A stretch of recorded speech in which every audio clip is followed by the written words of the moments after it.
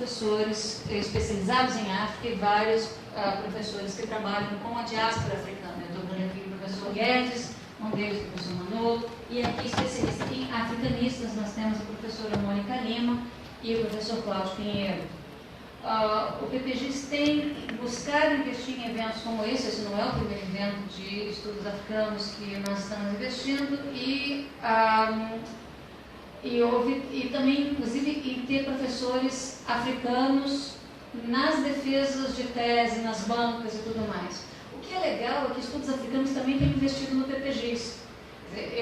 Foi muito bom que tu tivesse falado, Silvio, sobre a importância desse viés político, porque eu sei que a entrada, a discussão de ação afirmativa na pós-graduação pelo PPGIS, a adoção do PPGIS, foi muito apoiada pelo Laboratório Le África. Então, essa relação do PPGIS com os estudos africanos tem sido uma coisa proveitosa para os dois lados. Nós temos o PPGIS tem aprendido muito, e na medida que a gente pode, a gente também apoia os grupos, os estudos africanos. Porque eu acho que tem que ser, não é? A questão da afetividade é muito gostosa de ter falado, mas a questão é, quanto mais a gente entende o estudo de história, menos a gente pode ficar restrito a certos tipos de história já consagrada, e mais a gente tem que abrir para essa discussão global, interdisciplinar e múltipla e aberta. Então não é só afetividade, embora isso exista, você sabe, mas é sobrevivência. Um programa de pós-graduação que não investe em África, em diáspora africana, não sobrevive com o programa. Não tem maneira. Isso era uma das coisas que eu queria dizer. A segunda coisa, eu juro que vai ser pouquinho, é que, para mim, pessoalmente, há um prazer enorme. Eu entrei na UFRJ em 2011, no PPGIS, e foi no mesmo mês, o semestre, que a professora Mônica Lima, que também me companheira de sala, junto com o Will. É uma das salas mais legais que a gente tem aqui na nossa história. E eu vi os estudos africanos desabrocharem na medida que as disciplinas são oferecidas, o Laboratório Le África tem aumentado, os ciclos de cinema africano, debates e discussões. Então, eu acompanhei muito de perto, porque a Mônica está ali do lado e ela é uma simpatia, a gente acaba sabendo de tudo que ela está fazendo. Muito de perto isso, e é um prazer incrível.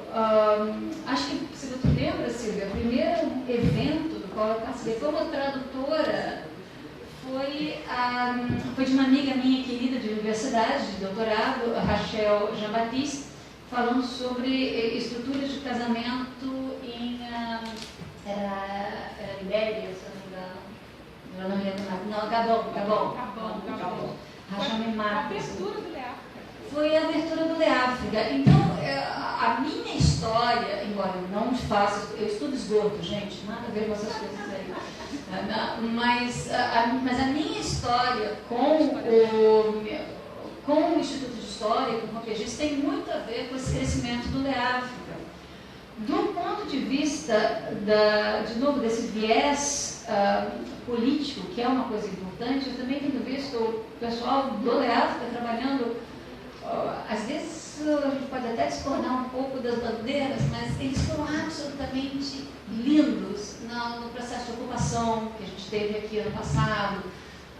Uma discussão, eu nem ia dizer lúdica, mas certamente de trazer beleza e música e vida e questionamentos críticos que eram importantes nas greves, nas ocupações, inclusive a forma como os coletivos se modificaram de quando eu entrei em 2011 e hoje, especialmente com os femininos, o Clementina de Jesus, de Maria Bonita, de trazerem essas questões de diáspora africana para uma série de discussões mais tradicionais. Eu acho que, meu Deus, eu vi isso acontecendo e eu tenho visto uma universidade que cresce muito em função disso. Então, ver hoje aqui a jornada de estudos africanos, aqui nessa que é a nossa casa, é algo que dá um enorme prazer. Então, por todas essas razões, eu digo bem-vindos a todos vocês. Muito obrigada.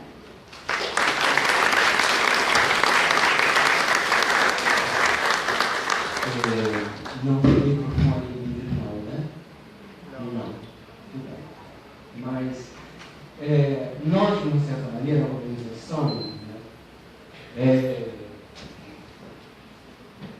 pensou que no momento que nós vivemos no Brasil,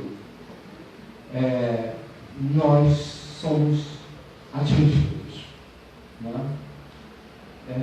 E nós somos muito atingidos no Brasil. Eu acho que nessa sala todo mundo se sentiu atingido de uma certa forma, né? Me perguntaram se não deveria ser uma mulher que deveria chamar, né, alguém para falar de uma morte que se tornou vida e de um grito que não se quer calar, né? Então, eu gostaria, para chamar e ocupar o meu lugar, né, porque eu pensava em levar o microfone e eu não quis colocá-la na mesa, justamente porque eu gostaria que fosse mais próximo. A mesa geralmente é muito distante, né? Eu justamente sou Marielle Franco, a morte de Marielle, que a gente não pode, de Anderson também, que a gente não pode ficar calado, né?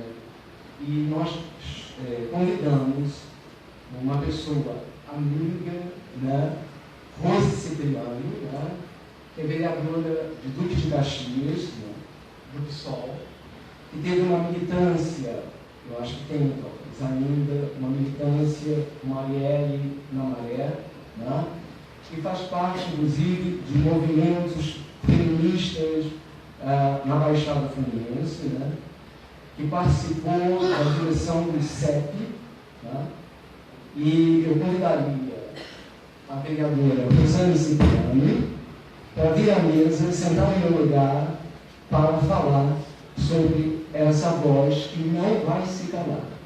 Ok?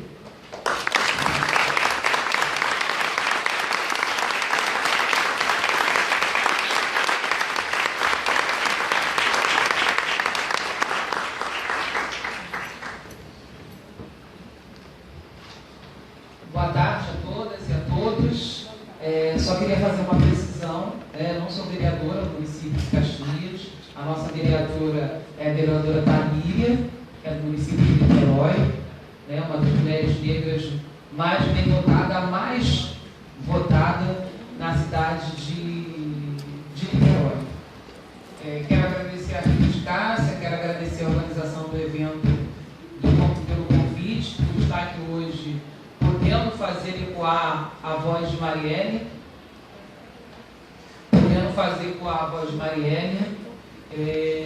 hoje nós estamos completando 4 semanas do assassinato cruel de Marielle. Um assassinato que para nós foi um crime de feminicídio, um crime de ódio. Melhorou? Estava muito perto, né? Um crime de feminicídio, um crime de ódio de uma mulher negra, lésbica e favelada. Eu tenho dito para as pessoas em todos os espaços que, infelizmente, com os nossos corpos de mulheres negras, não tem aviso. O aviso foi a morte. Foi um assassinato cruel de 9 tiros no carro em que Marielle estava presente, junto com Anderson e a assessora. Desses 9 tiros, 4 tiros foram na cabeça. Todos os momentos que a gente tem participado têm sido momentos, eu não digo de alegria, mas de potência, o poder estar falando do que aconteceu com a nossa companheira Marielle. E lembrar da sua trajetória. Marielle, que foi da Maré, como ela gostava de dizer, cria da Maré, alguém que passou pelo pré-vestibular comunitário, começa a sua luta, a sua militância nos direitos humanos de uma maneira muito cruel, que foi a perda de uma amiga, e eu não costumo dizer que é de bala perdida, mas da política falida de segurança do Estado do Rio de Janeiro, e aí ela adentra os movimentos na luta por direitos humanos.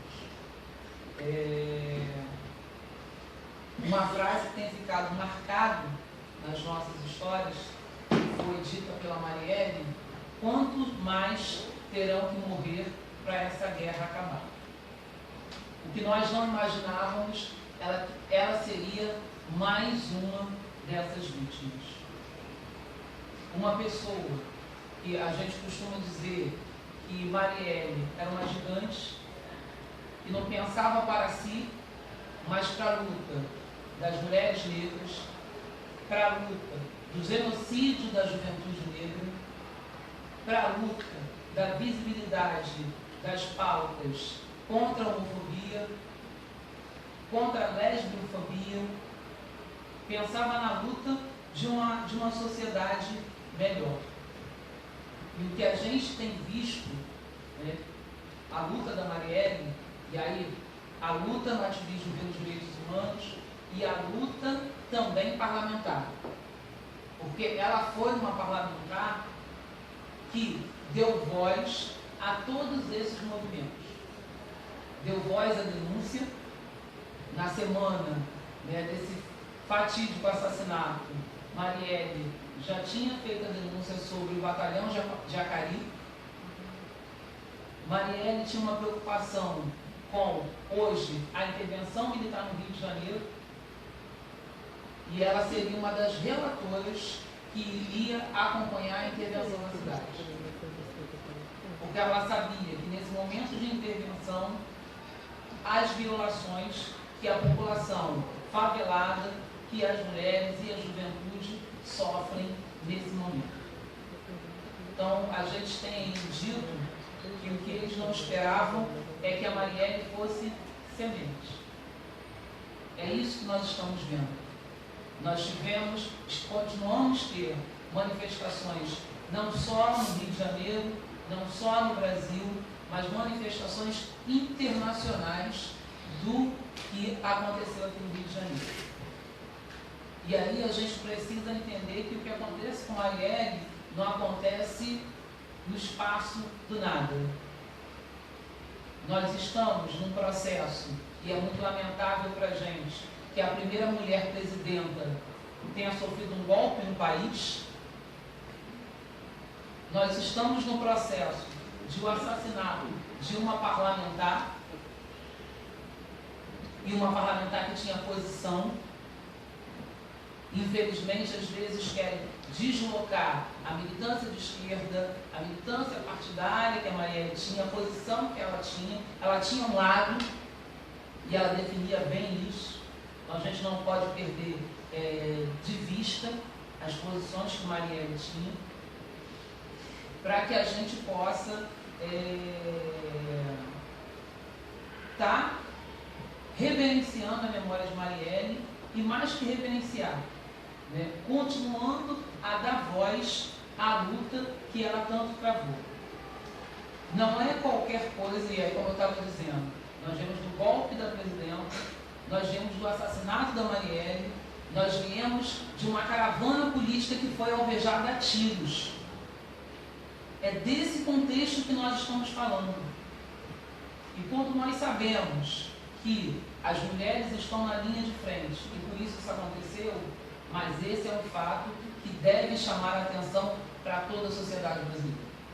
Para todos que estão aqui nesse momento e que entendem a necessidade que nós temos de hoje combater o fascismo que arreganha os dentes para todos aqueles que pensam diferente. Eu tinha estado naquela semana com Marielle no sábado, em Duque de Caxias, eu acabei não falando sobre isso, eu sou Duque de Caxias, sou professora lá, milito no CEP, que é o Sindicato dos Profissionais de Educação, onde a gente tem um enfrentamento duro com o coronelismo, com a violência, com o patriarcado, com o machismo. E no sábado a gente estava no Busto do Zumbi justamente fazendo esse debate. Na quarta-feira do assassinato da Marielle, nós estávamos no encontro de jovens negras feministas.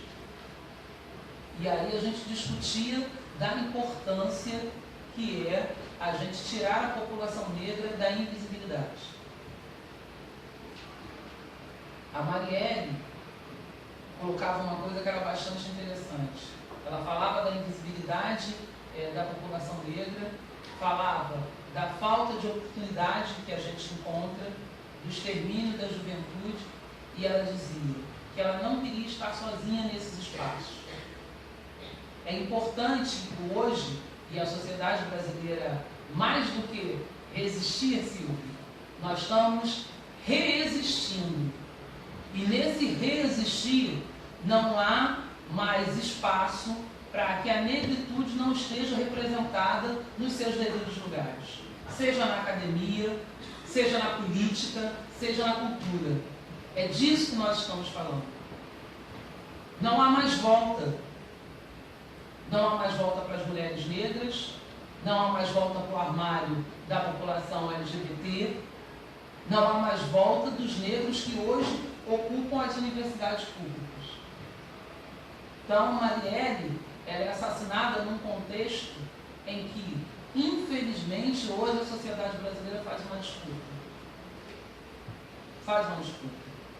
E a gente precisa se posicionar diante de um Estado brasileiro que apenas em 1932 que as mulheres puderam votar, de um Estado brasileiro que é de origem escravocrata, de acumulação do capital.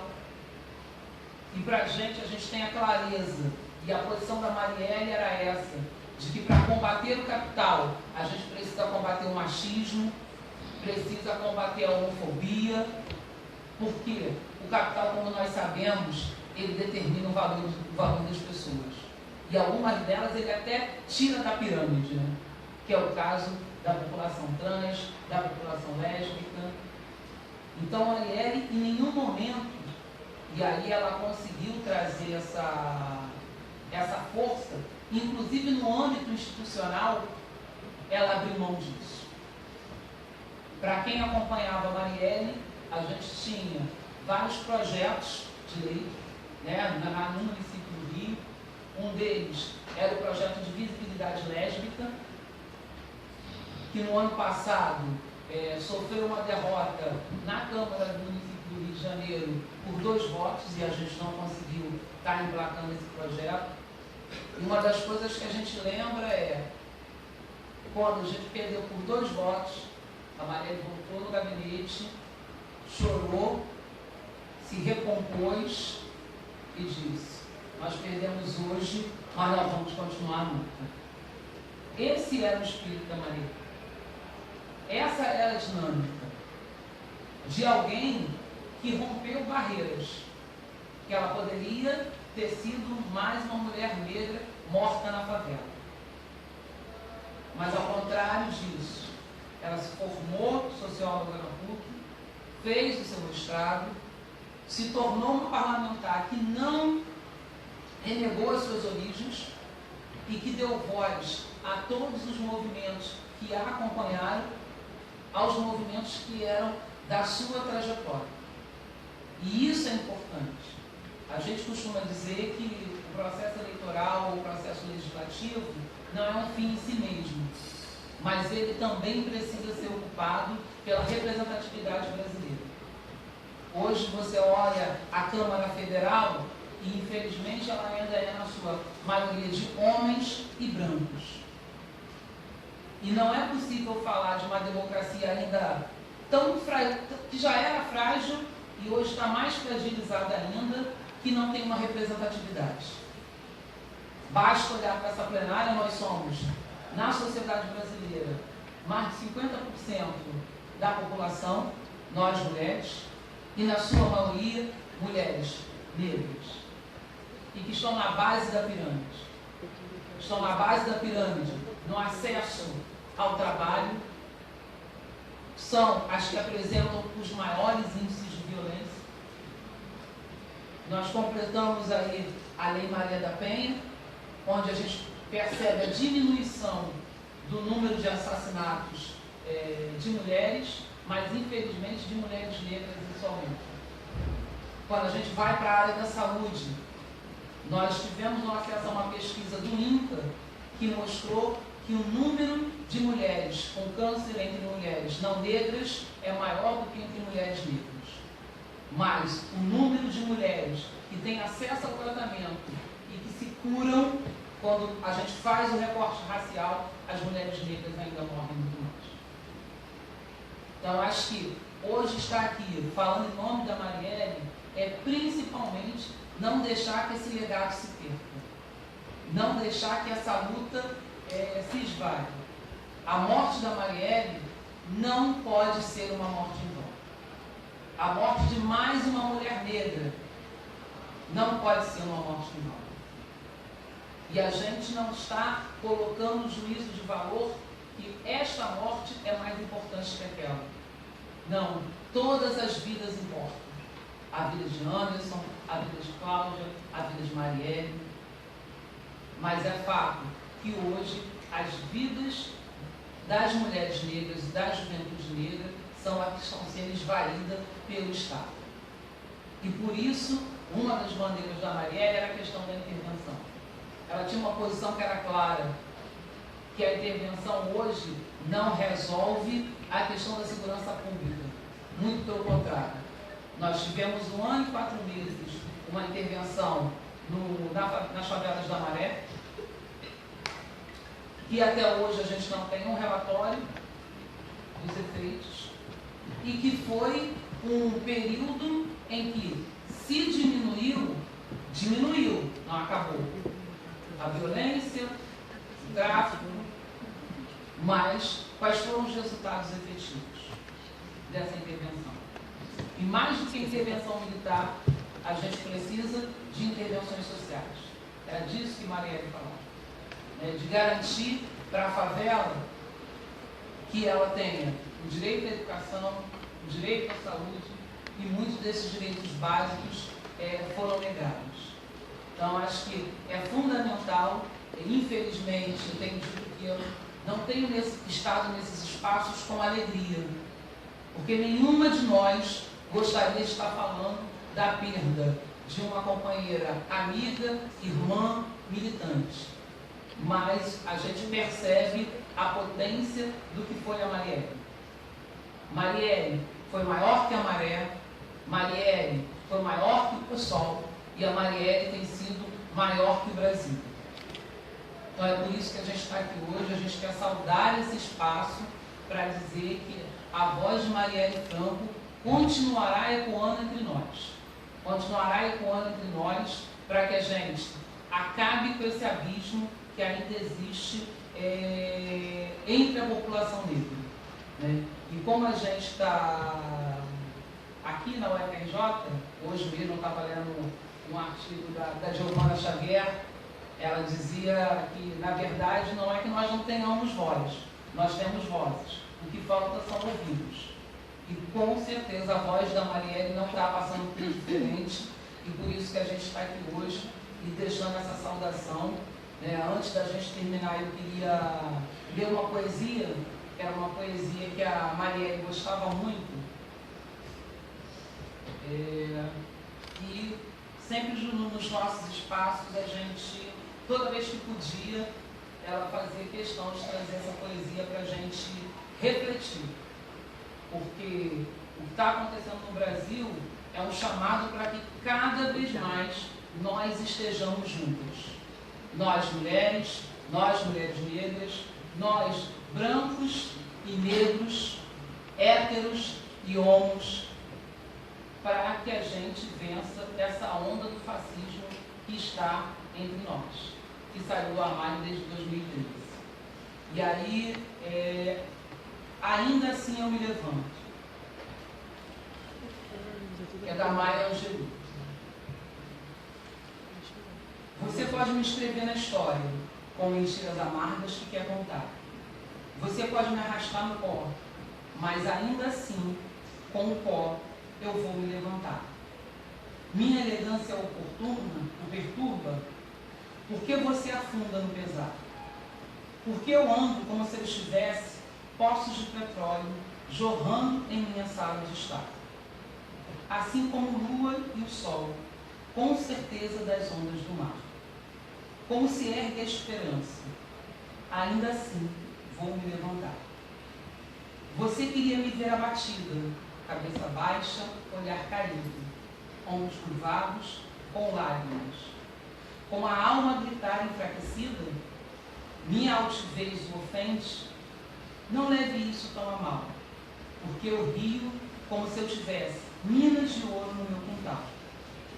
Você pode me fuzilar, me cortar com o seu olhar. Você pode me matar com o seu ódio. Mas assim, como o ar, eu vou me levantar.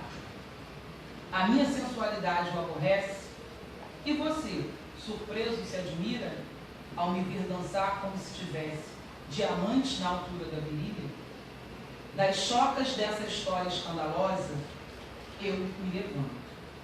Assim, de um passado que está enraizado na dor, eu me levanto. Eu sou um oceano negro, vasto e inquieto, indo e vindo contra as marés. Eu me levanto, deixando para trás, de terror e medo, eu me levanto. Em uma madrugada que é maravilhosamente clara, eu me levanto, trazendo os dons dos meus ancestrais, que os meus ancestrais deram. Eu sou o sonho e as esperanças dos escravos. Eu me levanto, eu me levanto, eu me levanto. Maya Angelou.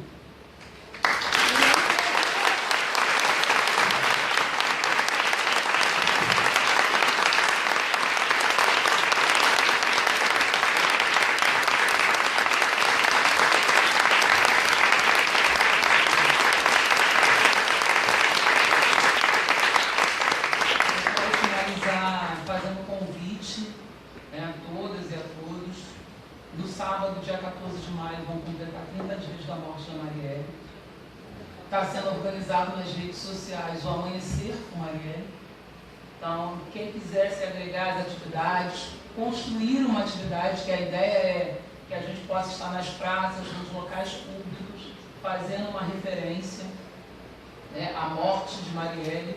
Então, a gente está nas redes sociais com o Amanhecer com Marielle, no Brasil, em vários lugares do mundo, e para dizer que a gente não vai parar enquanto não descobrirmos quem matou Marielle. Então, deixar esse convite a todas e a todas e agradecer pelo espaço e dizer que Marielle, presente! Anderson, presente! Hoje e sempre! E que a gente tem dito que por Marielle, por Anderson, por Cláudia, por todas as vítimas que a gente tem visto desse Estado, nenhum minuto de silêncio, mas uma vida de luta. Obrigada.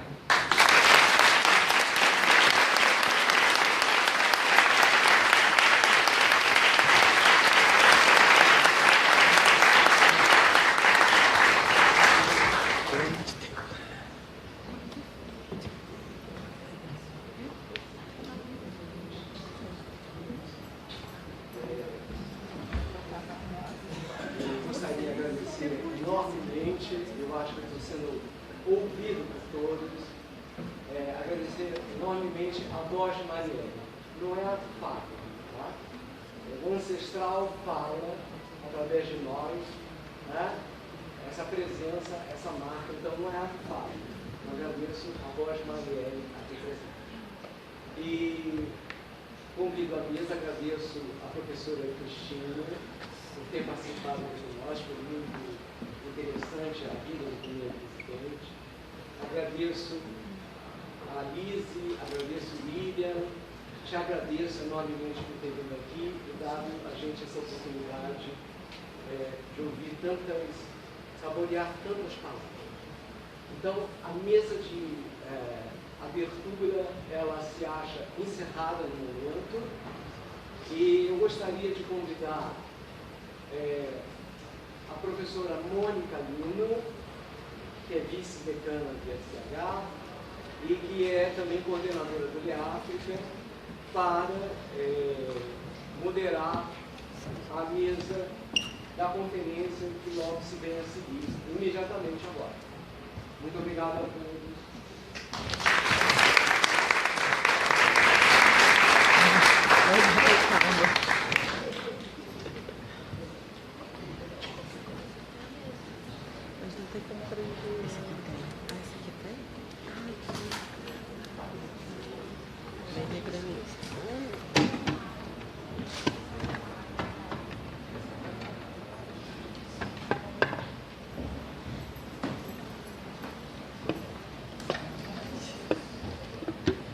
Boa tarde a todas e todos, né?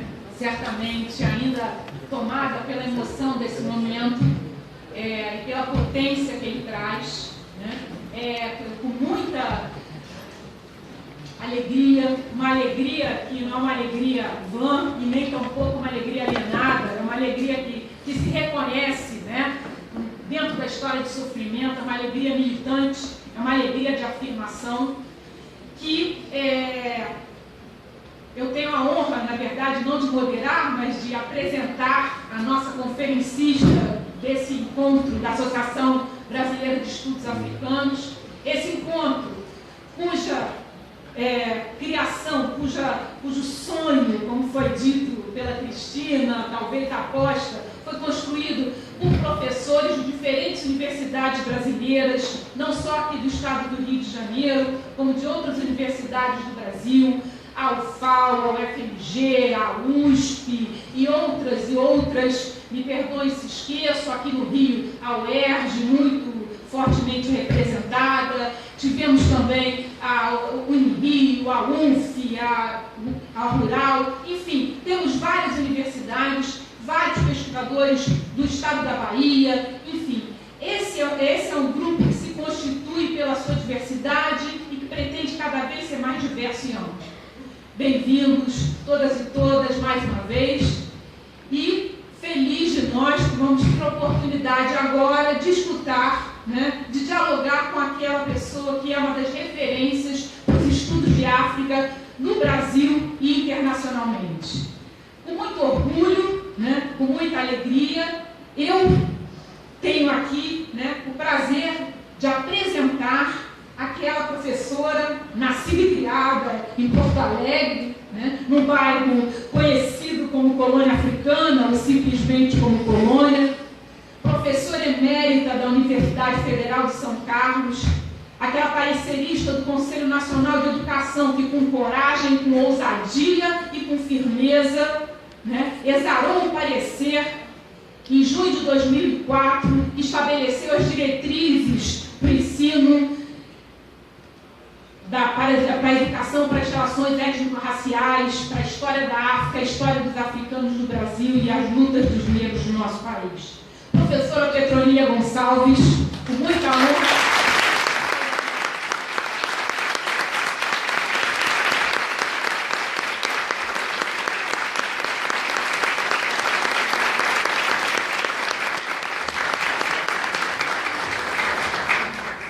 Um bom apresentador, ele fala pouco, e porque quem é a dona da fala, né, e que dela certamente se assenhorará, está aqui presente ao meu lado.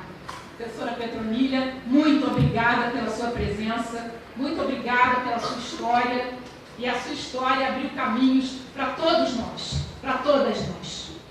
Nós sabemos, né? Se hoje temos esse espaço para o ensino de história da África, para os estudos africanos, para a educação para as relações étnico-raciais, em boa parte é essa sua história de militância que nos proporcionou. Muito obrigada.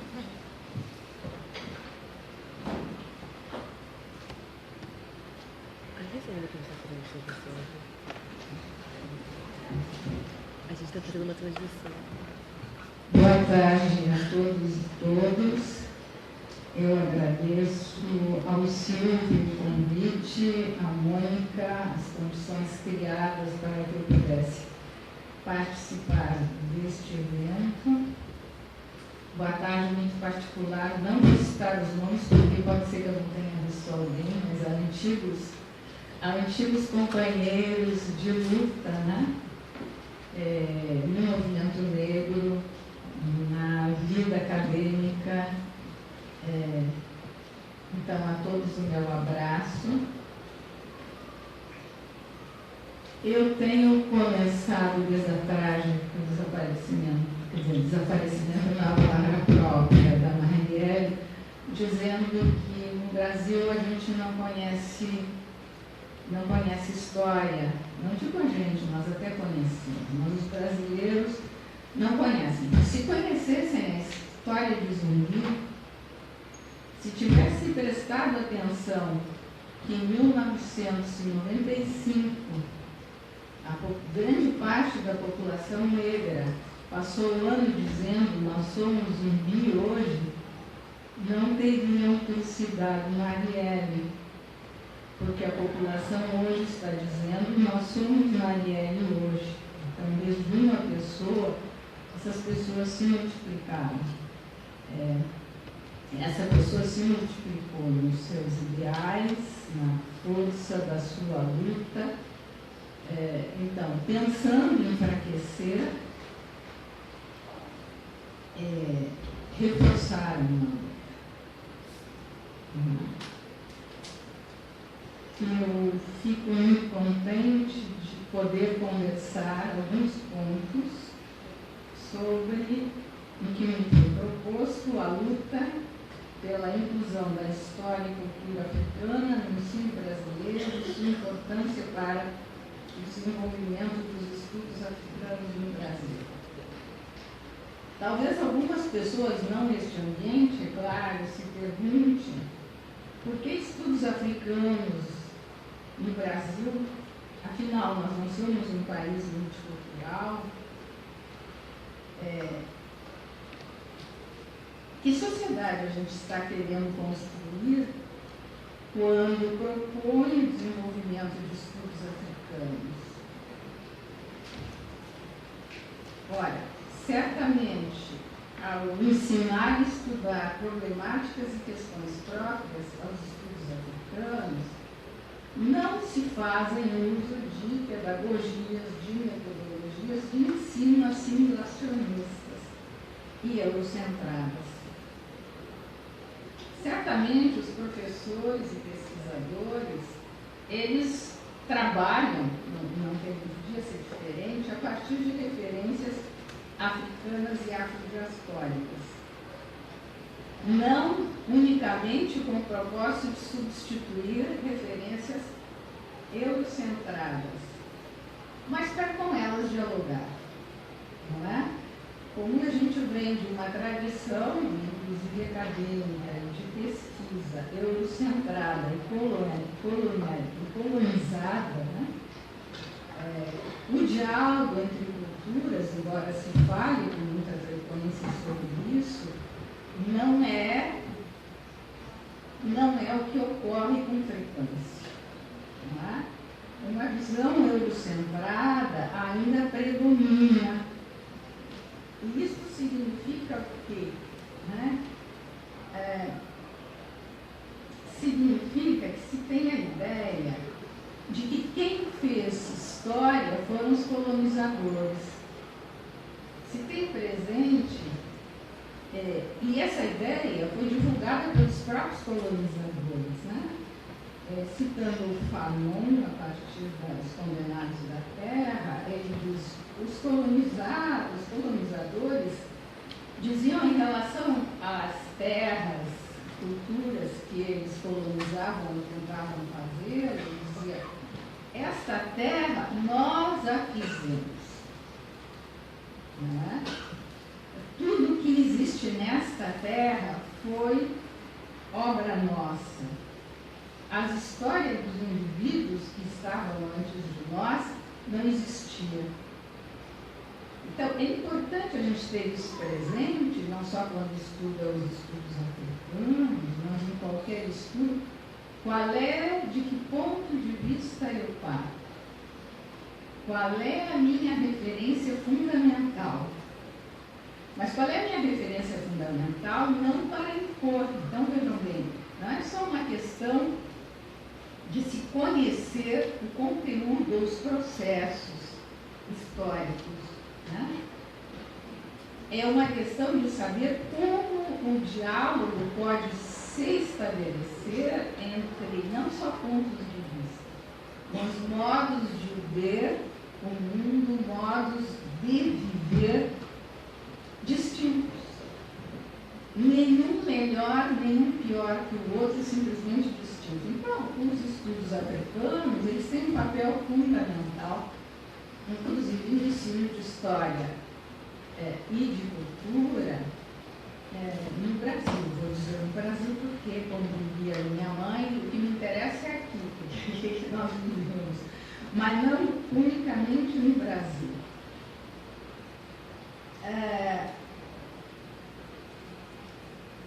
Esse estudo, este ensino, ele tem sido feito,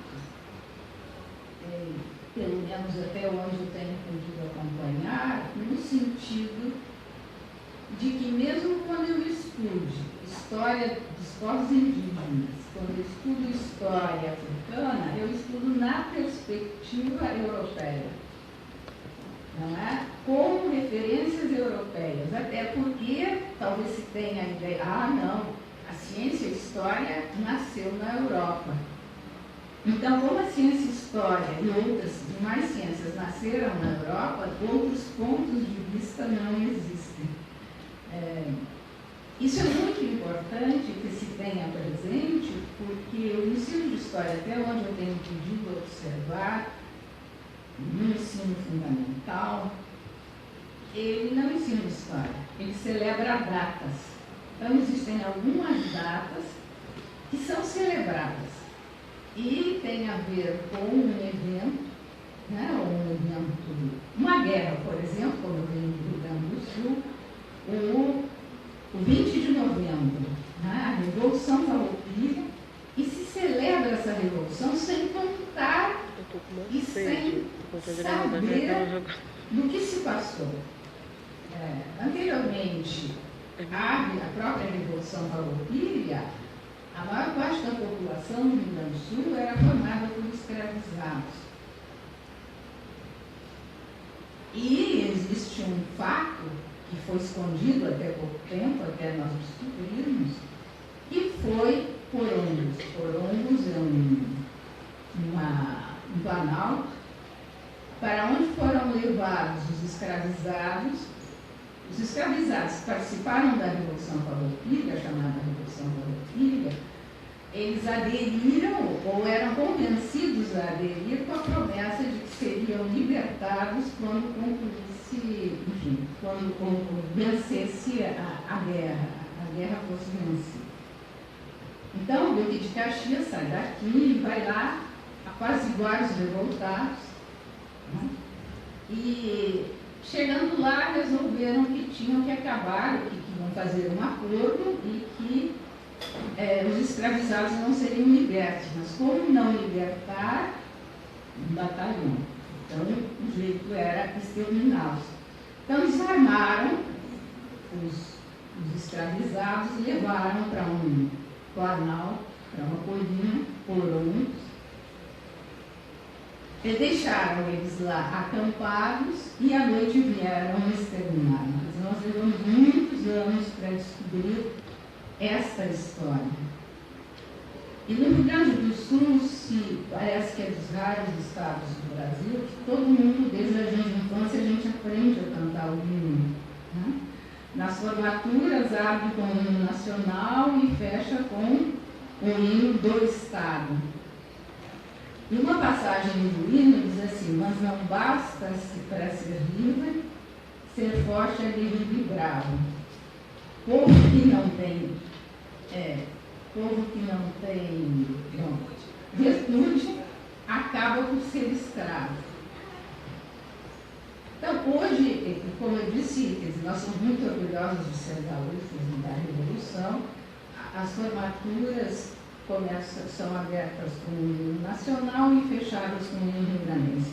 E hoje os estudantes negros, graças às cotas, não levantam o hino rio-grandense, mais do que isso, propõem e se modificam. O povo que não tem virtude acaba por escravizar. Então, este é um papel, no meu entender, do estudo, do ensino da história, para que essa história ela possa ser reescrita. A história reescrita tem a ver com o combate a desigualdades, né? Há desigualdades não só nas informações da história de cada grupo étnico-racial, mas a história das relações entre as pessoas.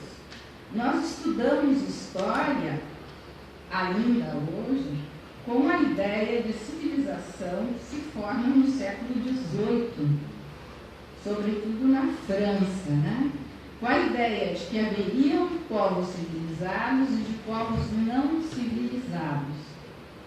E que os não civilizados, e eu, claro que eu estou chovendo de molhado, estou falando para pessoas que estudam, não.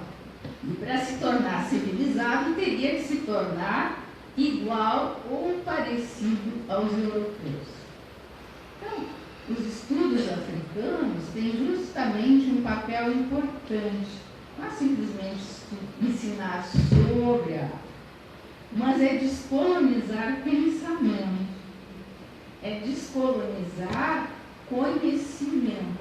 Mas descolonizar não é justamente o contrário de colonizar. Descolonizar é estabelecer um diálogo, cada um a partir das próprias raízes, coisas que dificilmente nós sabemos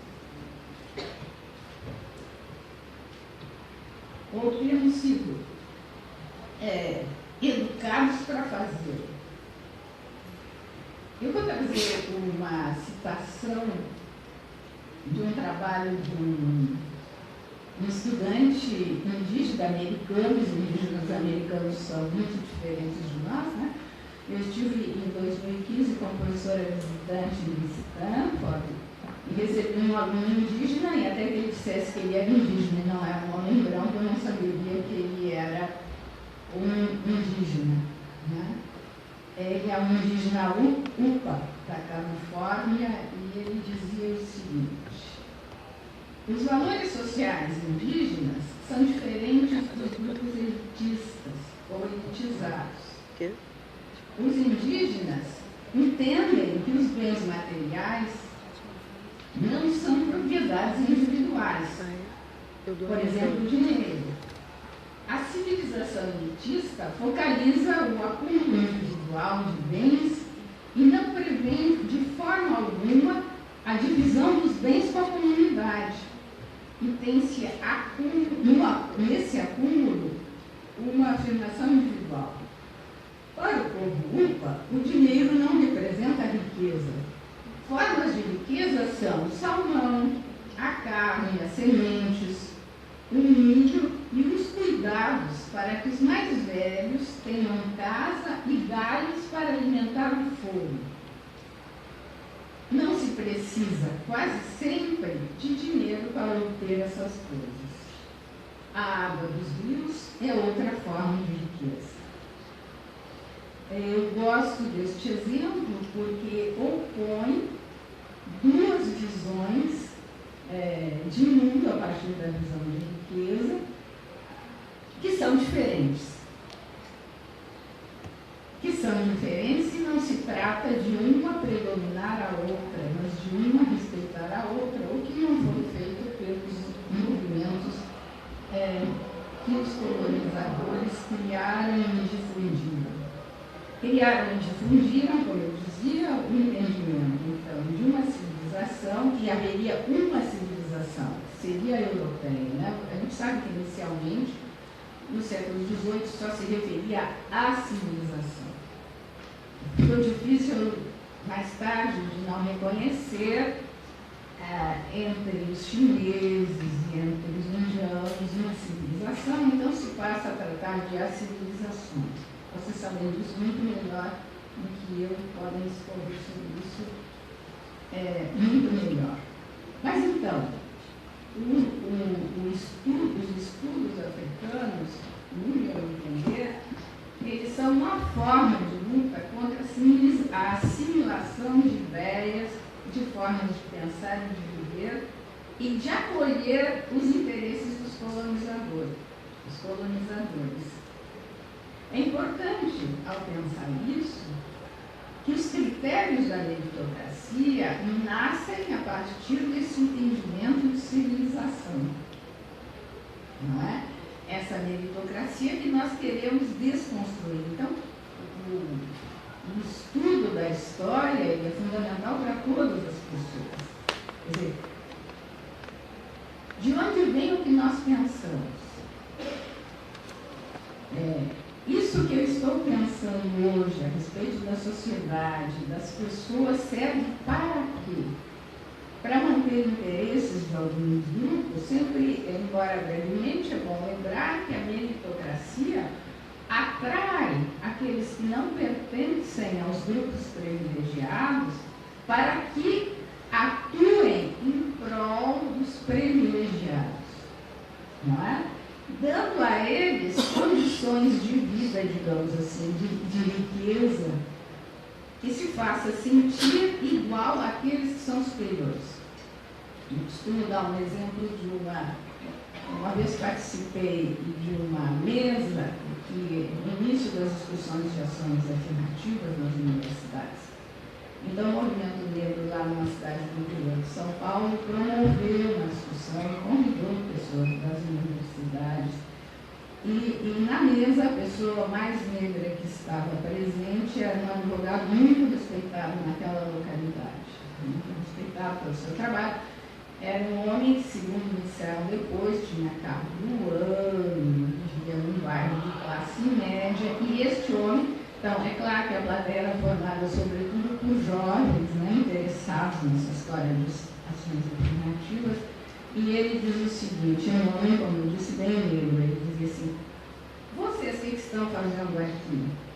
Vocês são preguiçosos? Vejam bem, eu ia todas as noites para outra cidade, né, para fazer meus estudos, eu com o meu esforço, e hoje eu moro no bairro tal, que é o bairro da classe média alta.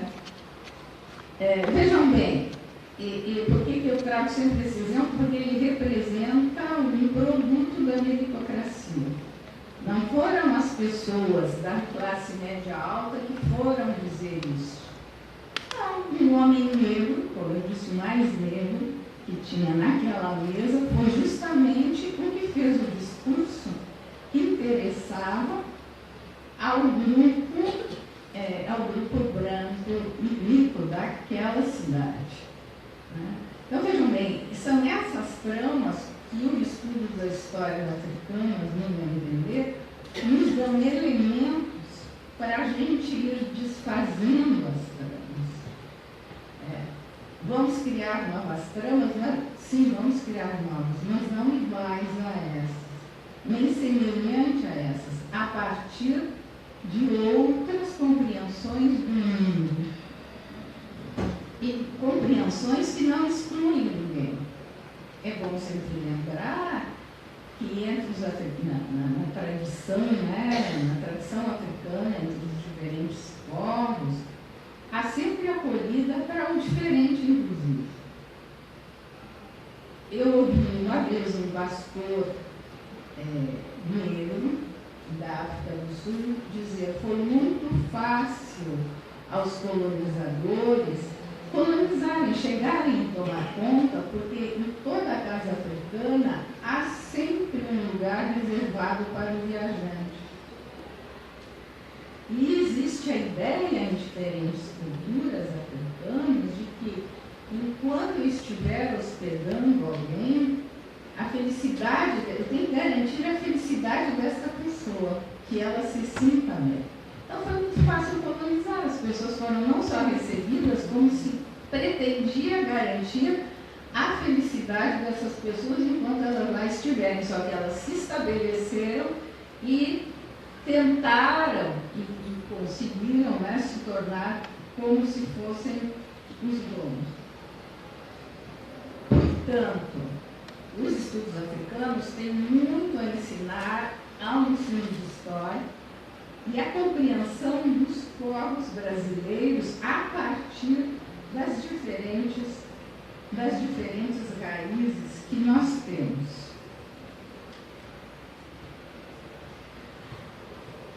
Os estudos africanos, no meu entender, e alguém está de fora dos estudos africanos, alguém que está, não dos estudos africanos, eu não diria que é isso, mas no campo da história, não pesquiso neste campo. Mas os estudos africanos, eles têm um papel de resistência crítica à opressão do colonialismo. E essa resistência crítica se estende, no meu entender, às diferentes áreas. Eu venho, quer dizer, eu sempre conversava, né, com a Mônica, por uma questão prática. Eu não fui estudar história, eu não fui estudar letras, porque eu queria ficar em cima do Porto Alegre, tinha mais vagas. Não me arrependo da escolha, mas tenho um xodó justamente pela história. A história, talvez pela professora, que eu já tive desde que eu tive o ginásio, a Benedita Porçai, que é um lugar de resistência crítica. Eu, seja do campo da história, ou não seja do campo da história, enquanto pesquisadora, eu tenho que conhecer a história.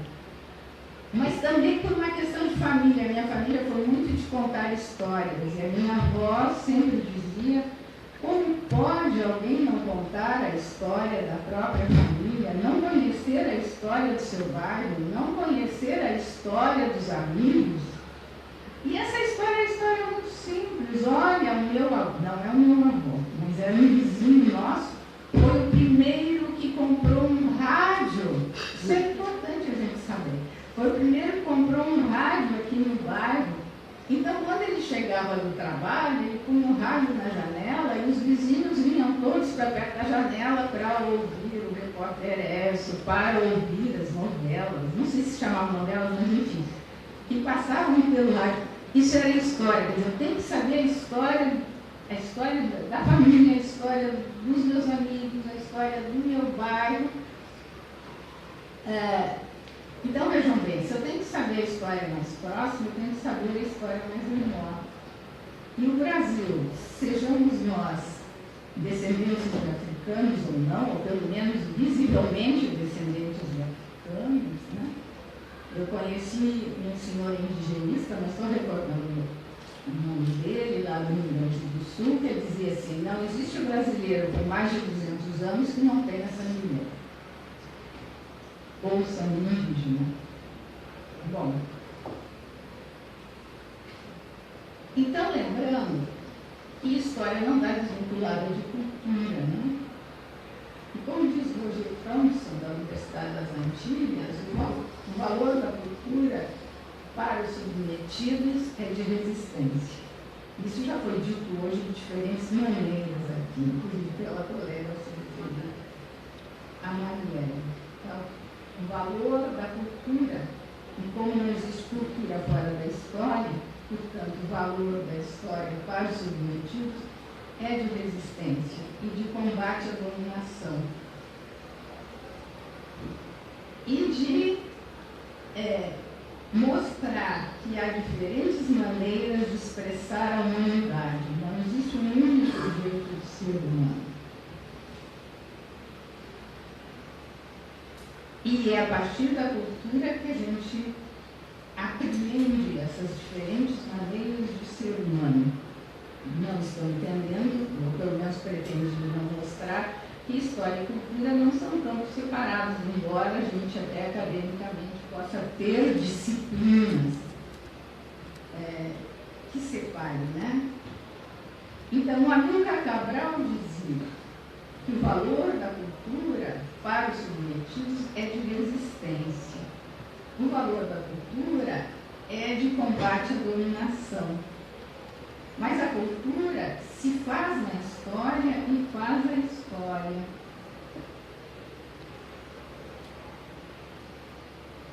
Cultura, portanto, assim como a própria história, a história do meu povo, a história dos meus vizinhos, a história da minha família, é lugar de resistência. E é lugar de luta. E que orienta a luta política. E que orienta a renovação dessa luta. Isso implica, ou implicou, não é? Em lutar, a gente ainda continua lutando quanto àquela ideia de que o mundo estaria dividido entre civilizados e não civilizados, ou menos civilizados. Isto justifica as lutas, os princípios ou os acordos para que se faça inclusive academicamente, né, grupos de estudos que sejam do Sul. Né? As relações Sul-Sul na academia, as relações Sul-Sul no pensamento que se constrói nos grupos de pesquisa. A relação Sul-Sul não para repetir os princípios do Norte, mas a partir das compreensões, das culturas, dos povos do Sul, da história dos povos do Sul, nós criarmos as linhas de pensamento, as referências teórico-metodológicas históricas a partir do Sul para dialogar com o Norte. Como quem diz, nós chegamos à seguinte conclusão: não dá para continuar como está. Eu não posso ficar pensando sobre mim mesmo, sobre meu povo, a partir de uma referência que não é minha. Então, hoje que nós que estamos no Sul, sejamos indígenas, descendentes de africanos ou africanos, ou descendentes de europeus, nós temos uma história comum. E vamos continuar construindo essa história comum. Mas essa história comum é feita de histórias muito distintas, que precisam ser conhecidas e confrontadas, para que se criem as nossas referências. Então, quando foi estabelecida desde 1639, né, não era simplesmente um novo conteúdo, nem era simplesmente para dizer, olha, os negros brasileiros agora vão ser contemplados ou vão ser pensados nas diferentes culturas. Não. Que visão de mundo vai nos orientar? Mas não é ninguém que vai dizer para nós. Nós é que vamos construir em conjunto. E é uma coisa que a gente tem que inventar. É claro que já estamos inventando há muito tempo. Tem muita gente inventando que nós estamos inventando. Nós estamos começando a descobrir limites. Eu só posso dizer essas coisas porque muita gente antes já fez e continua fazendo. Né? Então, os saberes, os estudos africanos, no meu entender, já fui na área, não diz respeito unicamente a saberes tradicionais. Também, porque muito das raízes das compreensões estão aí.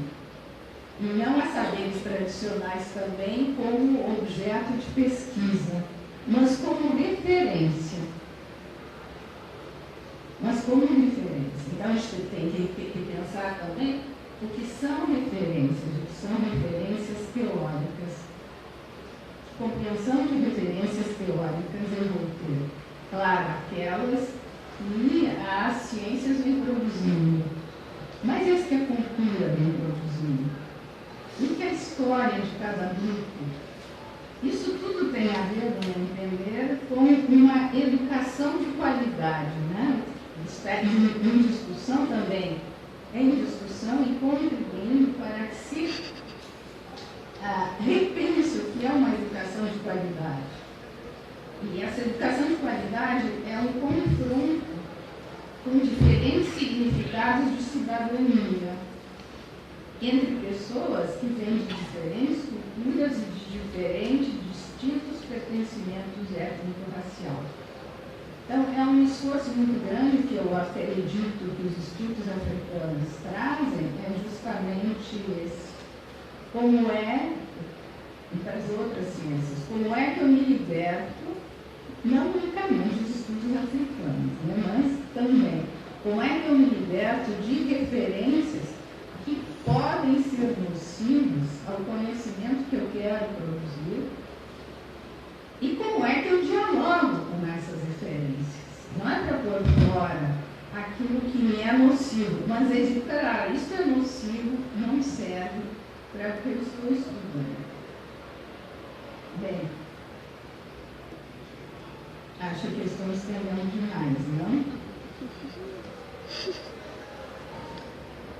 A Christiane Taubira, ela foi deputada da Guiana, no parlamento francês, e também foi ministra da Justiça, né? E foi ela que estabeleceu a lei lá em 2001, que reconheceu o tráfico e a escravidão como um crime contra a humanidade. Ela escreveu diversas coisas, tem escrito sobre isso. Então, ela diz que o estudo da história africana, particularmente o estudo do tráfico e da escravidão como um crime contra a humanidade, porque a França é o primeiro país a declarar o tráfico e a escravidão como um crime contra a humanidade. Fazer isso para aqui não é mais um conteúdo, mas se quer é formar vozes livres e qualificadas, dignas de crédito, para vencer os racismos e os etnocentrismos. Quer dizer, portanto, há uma proposta de uma nova sociedade.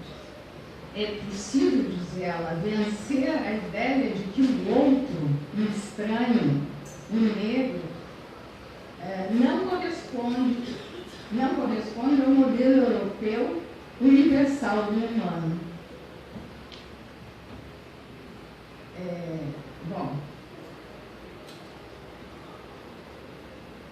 E a gente tem que enfrentar, ao fazer isso e a afirmação no Brasil das diferentes origens, eu vou citar a TVE, numa das festas da UPA, você sabe, em Caxias do Sul, a cada 2 anos tem uma festa da UPA, uma festa muito bonita.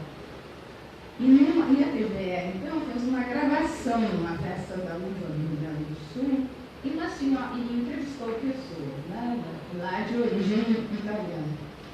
E uma senhora, Dona Gema, ela disse nesta gravação alguma coisa que mostra as raízes, inclusive, da corrupção no Brasil. Ela diz assim, o que ela mostra, de fato, é a herança do sistema colonialista e da colonização, mesmo da colonização mais recente. Ela disse o seguinte, olha, nos enganaram, nós pensamos que íamos chegar aqui, né, os italianos que vieram no século XIX para o Brasil encontraram um paraíso, né? Vai ser tudo muito bom e favorável. Mas foi tudo muito difícil, a gente sabe que foi muito difícil. E ela disse assim, então nos enganaram. E ela diz assim, então nós aprendemos de pai para filho que temos de enganar para nos vingar. Então vocês veem que nessas palavras ela está mostrando raízes das relações que se estabelecem entre os diferentes grupos de brasileiros.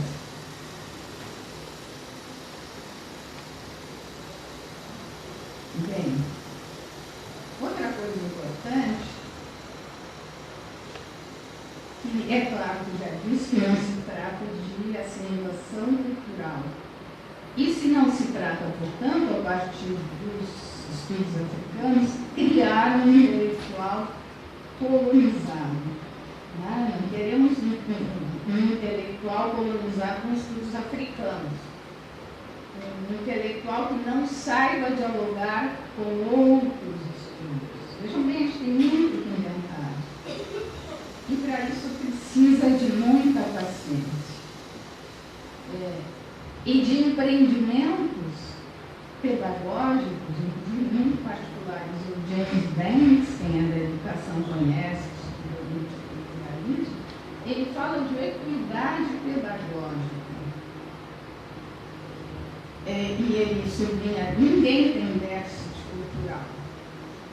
Todos temos, a partir da nossa cultura, das nossas raízes étnico-culturais, temos potencialidades e possibilidades culturais que embasam nossos modos de aprender e os processos de construir a própria vida.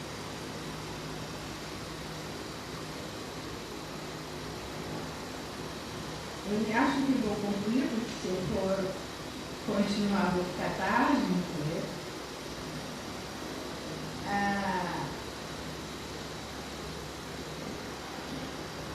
2010 teve aquele Congresso das Artes Africanas lá em Dakar, né? Então, os jovens fizeram uma declaração, Jovem Pan-Africano, no Festival de Artes Negras. Eles dizem o seguinte: juramos cultivar a solidariedade, unidade, justiça e democracia com todos os jovens do planeta, para que o homem não seja mais carrasco do homem, mas seu irmão na fraternidade, na independência e respeito da dignidade de cada um, e para que a paz reine definitivamente nesta terra que pertence a todos os povos. Vejam bem, o que a juventude propõe? A juventude africana e afrodiaspórica. Cultivar solidariedade. Solidariedade não no sentido de uniformidade, mas de coesão, de justiça e de democracia. Incluir todos. Eles não fazem uma declaração unicamente para os jovens africanos e afrodescendentes, incluir todos.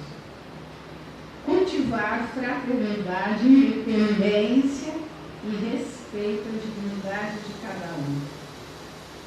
E mais do que isso, entender a terra, portanto a sociedade, tudo que nela existe, inclusive a natureza, todos como pertencentes ao mesmo mundo e responsáveis por ele. Eu termino aqui propondo que este apelo, né, dos jovens sirva também para os nossos projetos, não unicamente nos estudos africanos, mas que os estudos africanos poderão oferecer para nós que estamos nessas áreas as referências importantes neste sentido. Eu vou terminar aqui porque senão a minha conversa não termina nunca. Essa história de gente que vem de família que conta a história, aí quando pega a palavra, eu agradeço a atenção, eu espero ter contribuído de alguma maneira para as discussões que vão se seguir. Desejo muito sucesso, não só neste importante evento, mas também nas pesquisas e que a gente continue em diálogo. Obrigada.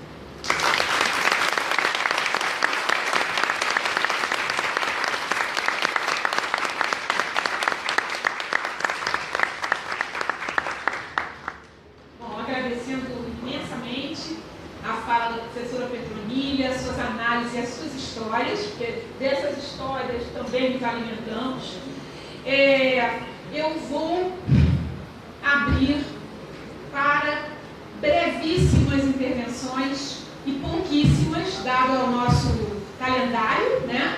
Mas acho importante porque esse momento coletivo é um momento único, esse momento de início é um momento único, portanto, não mais que 3 minutos, mas aqueles que quiserem fazer uso da palavra brevemente para marcar esse início. Estou vendo Patrícia levantou o braço rapidamente lá atrás. Pode chegar, Patrícia, vem para frente. E quem mais quiser entre na fila, nossa colega aqui.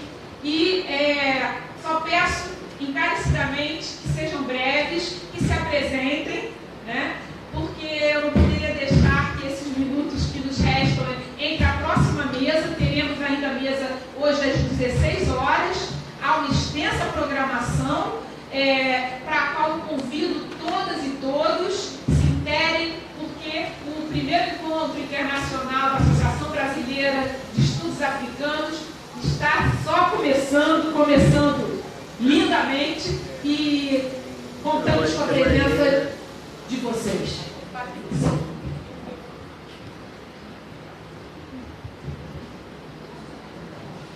Boa tarde a todos e todas. Boa tarde, professora querida, professora Mônica. Boa tarde.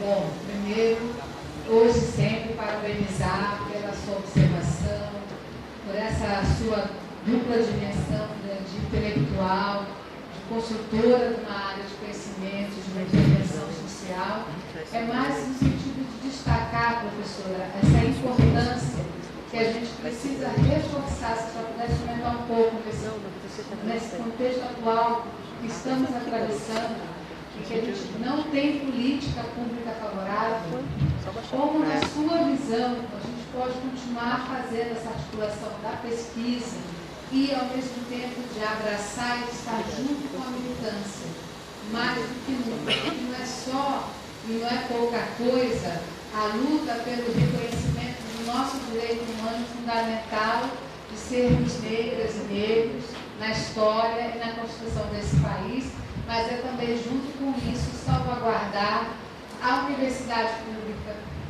né? E de salvaguardar a inclusão que nós conseguimos através de mais de 10 anos de políticas de cotas. A senhora sabe, a senhora esteve na minha universidade, antes da universidade ser criada, a senhora participou, a senhora criou antes, né? E hoje a gente tem uma história muito bonita nesse percurso. A Unitec é um exemplo do seu trabalho. Na universidade, antes de começar, a senhora criou isso. Então, nesse contexto mais atual, como a gente pode continuar fazendo isso? Não tem o apoio governamental, mas como continuar trabalhando nessa dupla dimensão? Obrigada.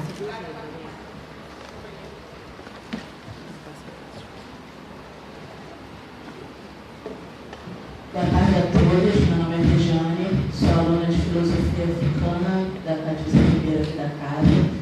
Primeiro quero parabenizar a toda a equipe do evento, que está muito bonito, e ressaltar a importância de se discutir a africanidade aqui dentro de uma universidade pública, visto que é uma universidade ainda que abriu-se as portas com as cotas, mas que não mudou todo o seu pilar e toda a sua estrutura racista, que ainda é um sistema racista criado para brancos e por brancos.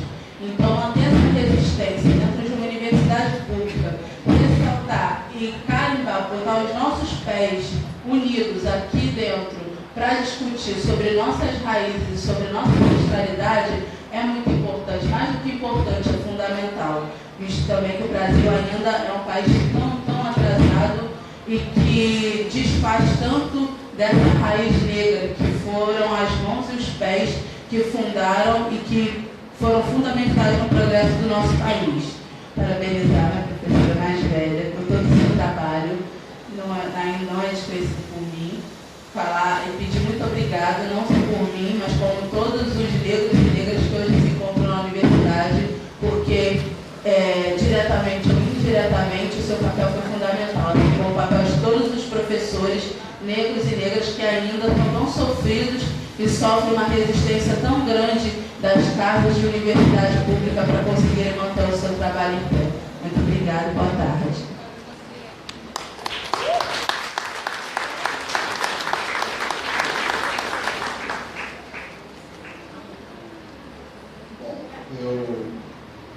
Primeiro, um abraço na nossa militante professora da família, né? Professora Cadeiana Fernanda. E uma coisa que tem um pouco na marcação, eu faço doutorado aqui nos professores, da Luiz Santos, faço doutorado aqui, vou defender agora em maio, a minha tese de doutorado. É muito comum, mesmo quando você ouve os relatos na universidade, os acadêmicos, menos comprometidos com a perspectiva progressista, eles têm dificuldade de entender onde incorporar e dar reconhecimento a um ator histórico importante que é o movimento negro. Impressionante isso. Porque a trajetória da lei.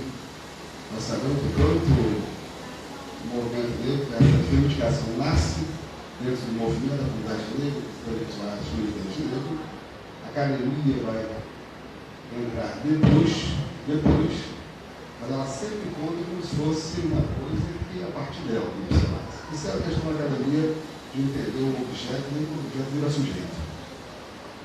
E eu achei interessante isso, né? Eu vejo os relatos longos, as pessoas ficam na defensiva, não sei o que apresentação, o diálogo pode ser seu trabalho. Mas tem que reconhecer que se você não reconhece, parece que parece a abolição, né? Parece que vai ser Isabel, que essa noite vai ter uma participação do livro de juízo. Mesmo nesses relatos, a relação é sempre de uma subalternidade, praticamente isso. Né? Como se fosse uma benevolência e não um reconhecimento de você aceitar essa vida.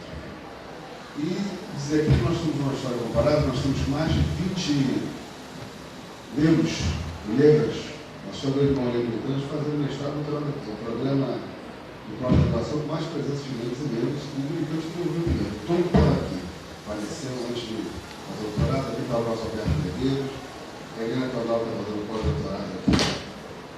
E acho que do ponto de vista da lei, ainda foi uma surpresa que a gente deve trazer para aqui, para fazer o pós-doutorado, história comparada, o Edson Cardoso. Não se pode falar dessa lei sem falar do Edson Cardoso. Né? Onde é que se deu a aprovação dessa lei, que processo se dá, né? O Edson Cardoso nesse processo todo. Então eu queria, de fato, dizer isso, dizer que, claro, tem Provinha, vários outros, né? Helena, é um orgulho da nossa comunidade, né? No curso acadêmico. Eu agora não quero mais isso, você é militante, né? Pá, pá, pá. Academia tem um outro código, né? Mas tem que observar que é muito difícil reconhecer a inteligência dele. O campo acadêmico é uma disputa dada, que é os mesmos temas que são caros a nós, os temas que nós construímos, tem sempre uma disputa com relação a essa inteligência. A gente está sempre numa relação de subalternidade. Eu acho que isso precisa mudar, haver de fato o reconhecimento do papel dessa contribuição dentro da academia. Você quer a comunidade construída fora, né? E acaba entrando na academia. Eu acho que essa é uma tensão que precisa ainda ter um diálogo para que aquela coisa de fato possa ser uma coisa mais forte.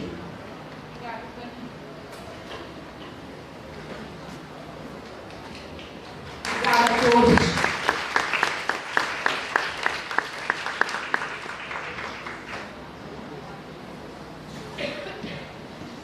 Bom, cada uma das falas, né, dá vontade de falar muitas coisas em relação a cada uma. O que eu diria para a Patrícia, o que nós vamos fazer, eu diria o seguinte: nós vamos fazer o que já fizemos antes e que proporcionou e deu condições para que existisse a Lei 10.639 e todos os documentos legais consequentes, né? As pessoas, como foi feito o parecer? O parecer só foi possível, estou falando do parecer do Conselho Pleno do Conselho Nacional de Educação, porque tinham décadas de trabalho do movimento negro, décadas de trabalho de professores negros, individualmente, ou de professores aliados, muito menos professores não negros, mas de professores aliados que ensinavam história da África. Em 90, lá na Federal de São Carlos, nós organizamos o primeiro curso para professores. Era Cultura Erudita, Escola Cultura Erudita, Indígenas, Negros, enfim, era assim, um título bem grande.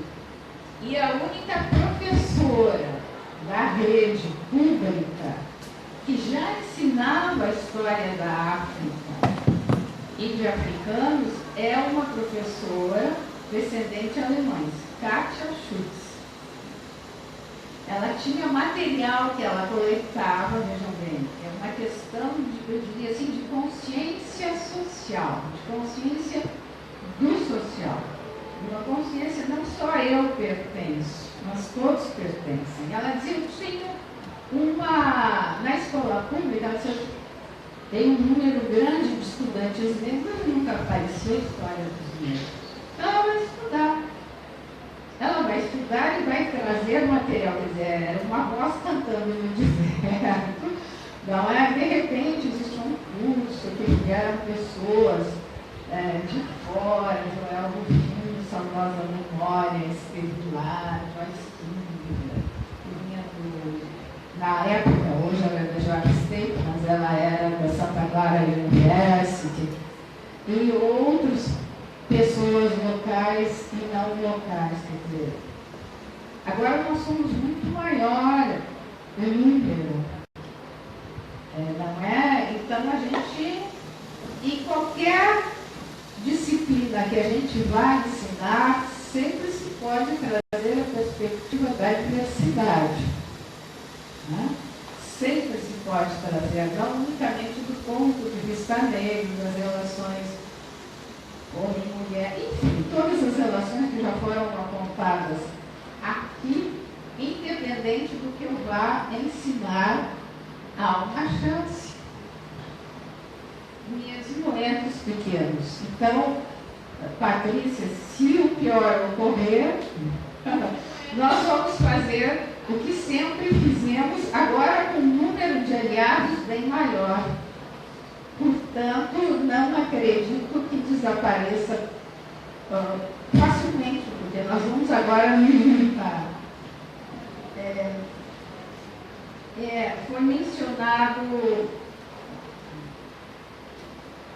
a filosofia africana. Eu acho que sim, temos que conhecer a história africana, a filosofia africana, como uma forma de resistir. E não só de pessoas negras existirem, mas porque o que está realmente em questão é o seguinte: qual é o projeto de sociedade que nós temos? E vamos nos juntar com o projeto de sociedade. Se o projeto de sociedade é o reconhecimento de todos, eu vou estudar se tenho que necessariamente, como brasileiro, conhecer o pensamento do professor indígena da Federal do Amazonas, que trabalhou muito tempo no Gessen Danilo. Tem que conhecer o pensamento dele sobre o bem viver. Também tenho que conhecer o pensamento de filósofos africanos. Hoje a gente tem, felizmente, acesso, mesmo que não esteja em português, mas muitas traduções já em português, em outras línguas. Eu tive acesso aos filósofos africanos, a Helena Chodor, eu tive a honra de tê-la na minha banca de doutorado. E a Helena, ela há de lembrar, eu citei na minha tese, lá em 87, muitos filósofos africanos. Mas por quê? Porque eu tive um colega de mestrado, que era professor na universidade que eu fazia o doutorado, que tinha feito o doutorado dele antes de mim em Ivan e teve acesso aos filósofos africanos. Então, eu tenho os livros todos xerocados. Francis Fanon, eu li, bom, eu tenho uma facilidade justamente de poder ler em francês e inglês, então não tive muita dificuldade de ter acesso, mas foi tudo xerox, porque o Balduino Andreola tinha estudado no Ivan e teve acesso. Ele disse: olha, tu estás estudando, eu tenho material. E me emprestou. Hoje já é diferente. Então a gente tem que buscar, sim, essas fontes e procurar entender daquele ponto de vista. Eu acho que eu tenho que concluir, não quero me estender, porque eu sei que sou muito falante, mas entender esse ponto de vista, eu gosto muito de um exemplo. Eu fiz um pós-doutorado em teoria da educação na Universidade da África do Sul, em Pretória. E eu, na ocasião, queria buscar assim, remanescentes africanos, do jeito da gente ensinar e tal. Não é assunto para agora. Mas nas conversas que eu tive, eu conversei com uma professora de filosofia na universidade. E ela me disse, e eu admiro porque ela era uma pessoa africana, portanto uma mulher branca, e ela me disse: Petrolina, antes do apartheid, eu estava convencida de que os estudantes negros, eles não tinham habilidades intelectuais suficientes para entender Descartes. Você estava convencida disso. Aí veio o fim do apartheid. E nós tivemos que estudar os filósofos africanos, até para fazer as coletâneas, enfim, teriam que ensinar aos seus estudantes. E ela disse: eu me dei conta de uma coisa.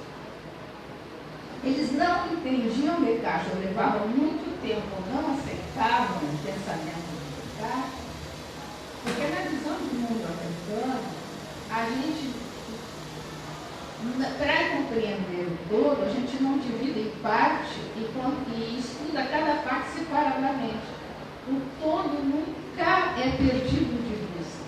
Por isso, os estudantes não entendiam, não era uma falta de uma habilidade cognitiva, era uma visão de mundo distinta, uma visão de conhecimento distinta. Então, acho que com isso eu concluo agradecendo a oportunidade e esperando que tenha contribuído para as discussões que vão seguir e vocês vão saber, deixar saber por onde vai, não é? E espero que a gente continue conversando, né? Alguns, né, como a Helena, o Ivanir, o Cabê, nós temos, mesmo que a gente passe às vezes tempo sem se ver ou sem falar, mas as nossas conversas vêm de muito longe, graças a Deus. Helena, terminando mesmo, eu peguei umas gravações daqueles encontros que a Vera Triunfo realizou e comecei a ouvir. Aí eu disse, a Helena falando, é muito legal, vou tentar passar para CD, para a gente poder. Muito obrigada, boa jornada.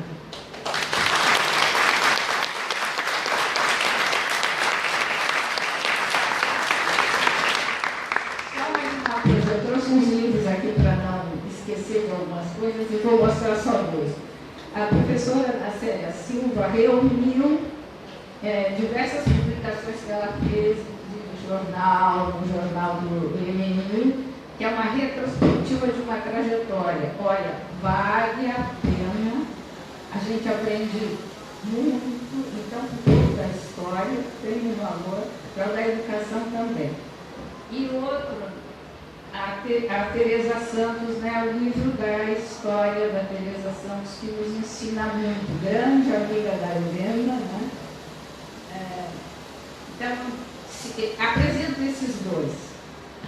E sei que tem muitas outras coisas, e se eu tivesse chance de ficar, vocês também me apresentariam muitos outros. Mas a gente se mantém em contato.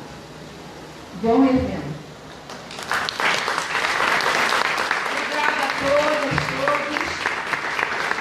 Gente, só estamos começando aos encontros, aos reconhecimentos. Bem-vindas, bem-vindos uma vez mais. E vamos à roda, gente.